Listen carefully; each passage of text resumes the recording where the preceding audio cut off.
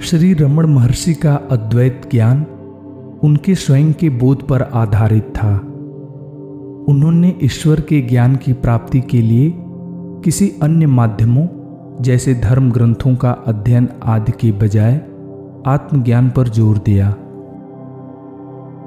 श्री रमण महर्षि ने श्रीमद् भगवत गीता के 700 श्लोकों में से 42 श्लोकों का चयन किया जो आत्मज्ञान की दृष्टि से महत्वपूर्ण हैं और संपूर्ण गीता के सार का प्रतिनिधित्व करते हैं। इसे गीता सारम कहा जाता है।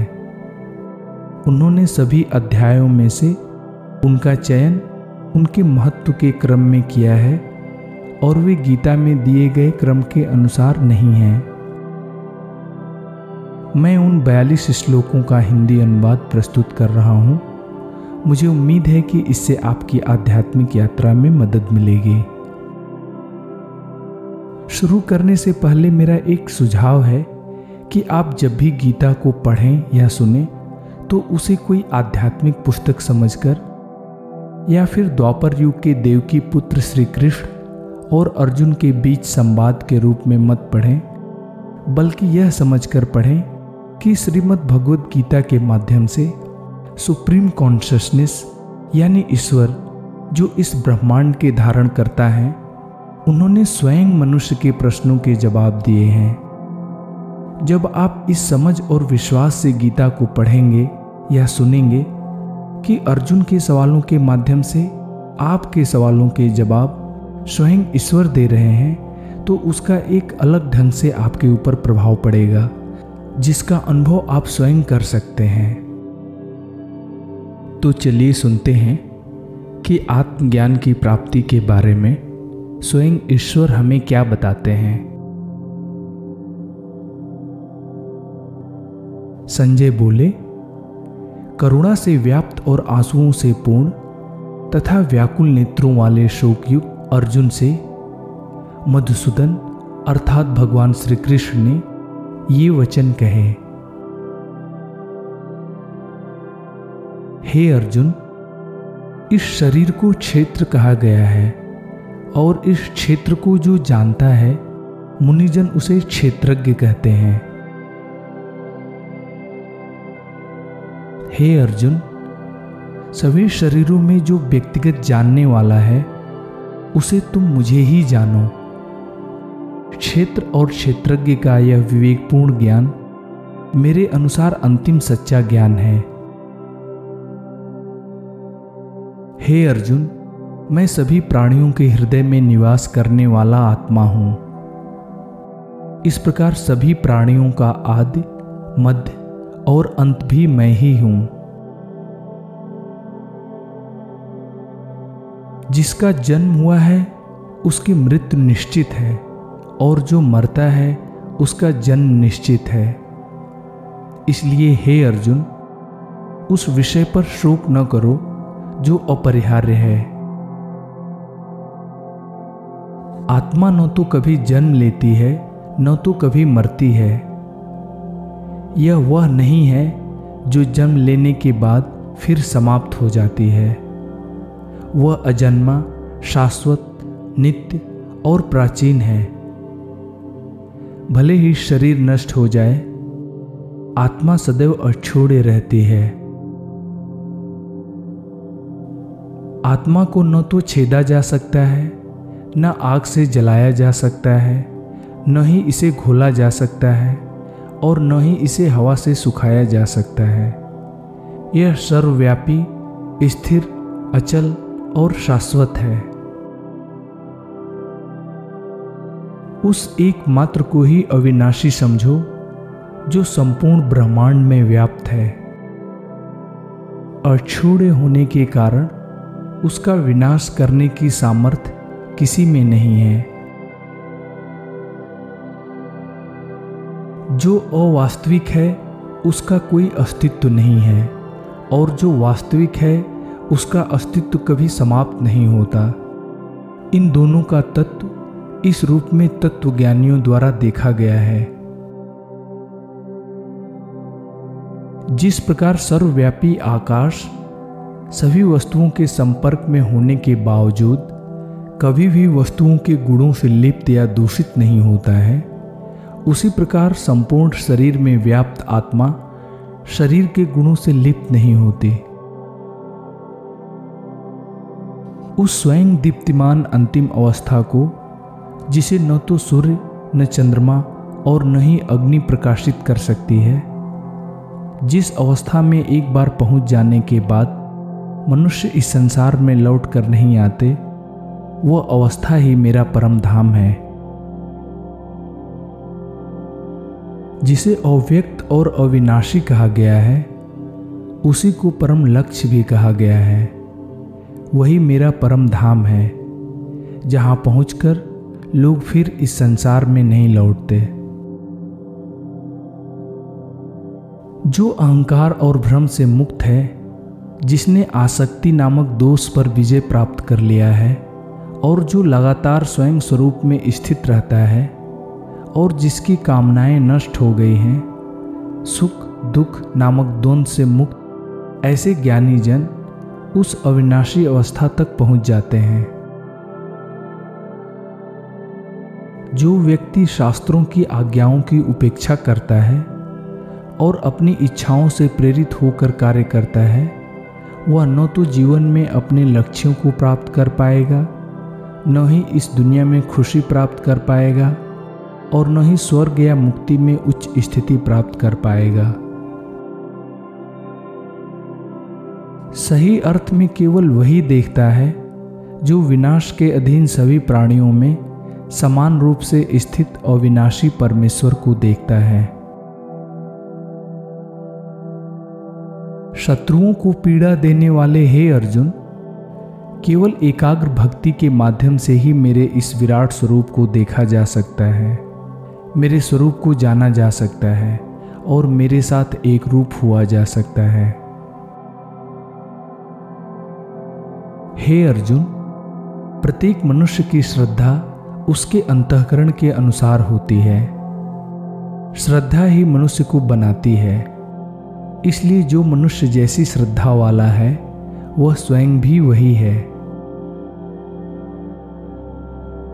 जो मनुष्य श्रद्धा से परिपूर्ण है, जिसकी सभी इंद्रियां नियंत्रित हैं और जो आध्यात्मिक साधना में लगा हुआ है, उसे आत्मज्ञान प्राप्त होता है। इस प्रकार अंतिम सत्य का ज्ञान प्राप्त करने के बाद वह जल्द ही सर्वोच्च शांति, जिसे मुक्ति भी कहा जाता है, प्राप्त करता है।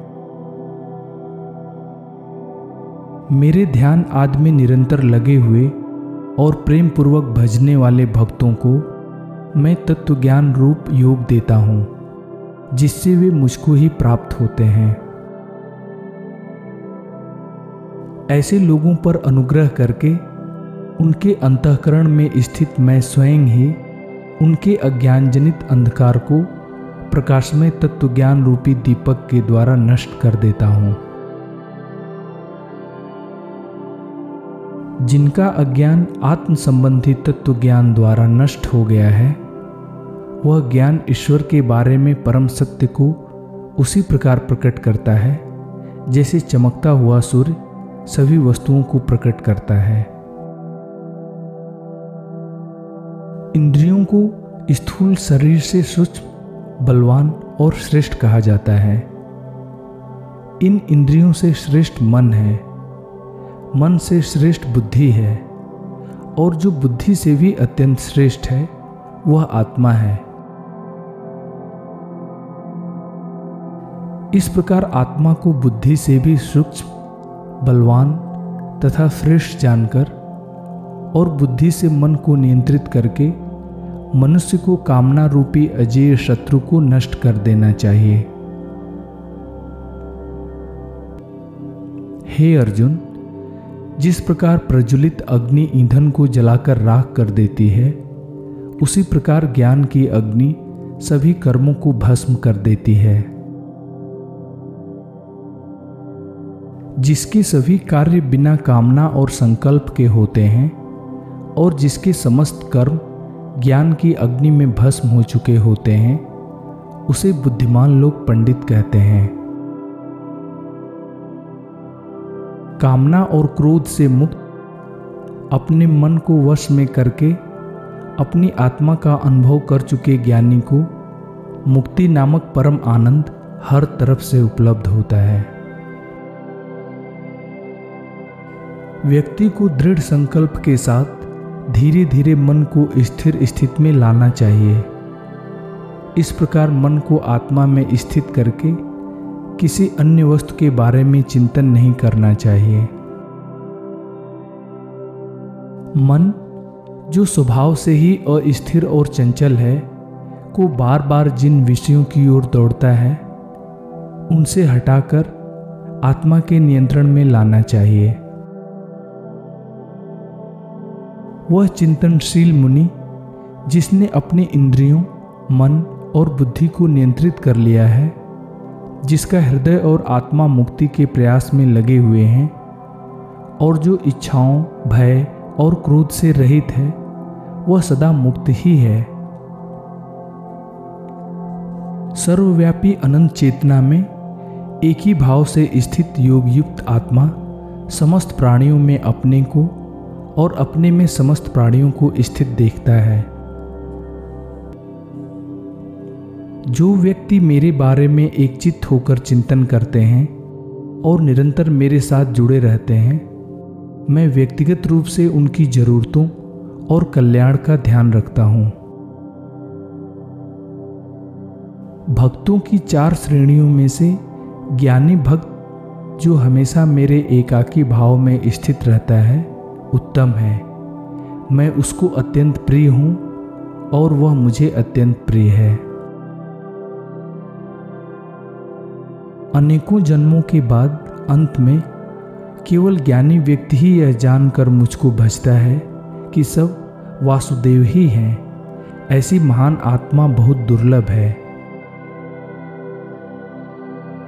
हे अर्जुन, जब कोई व्यक्ति मन में स्थित अपनी सभी इच्छाओं को पूरी तरह से त्याग देता है और आत्मा के आनंद के माध्यम से अपने स्वयं में संतुष्ट होता है, तब उसे स्थित प्रज्ञ कहा जाता है।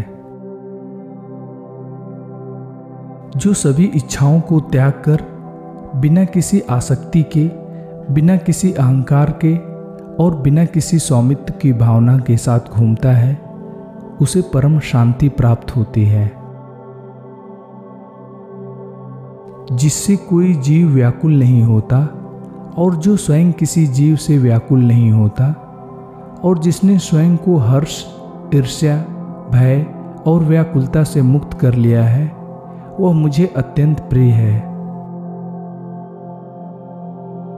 जो मान और अपमान में सम है, मित्र और शत्रु में सम है और जिसने सभी कार्यों में कर्तापन को छोड़ दिया है, वह व्यक्ति गुणातीत कहा जाता है। जो आत्मा में रमण करता है, आत्मा में तृप्त है और आत्मा में ही संतुष्ट है, उसके लिए कोई कर्तव्य नहीं है। ऐसी आत्म साक्षात्कारी आत्मा के लिए न तो कोई कर्म करने से कोई प्रयोजन रहता है और न कर्म न करने से ही कोई प्रयोजन रहता है। उसकी किसी भी उद्देश्य के लिए किसी भी प्राणी पर कोई निर्भरता नहीं होती है। जो बिना इच्छा के अपने आप जो कुछ भी प्राप्त होता है उसी में संतुष्ट रहता है, जिसमें ईर्ष्या का अभाव है, हर्ष, शोक आदि द्वंद्वों से मुक्त है और सफलता और विफलता में समान है, वह किसी भी कार्य को करने से बंधता नहीं है। हे अर्जुन, भगवान सभी प्राणियों के हृदय केंद्र में स्थित हैं और उन्हें अपनी माया शक्ति से ऐसे घुमाते हैं जैसे कि वे किसी मशीन पर रखी कठपुतलियां हों। हे अर्जुन, अपने संपूर्ण अस्तित्व के साथ उस परमेश्वर को समर्पित हो जाओ। उनकी कृपा से परम शांति और शाश्वत परम धाम प्राप्त होगा।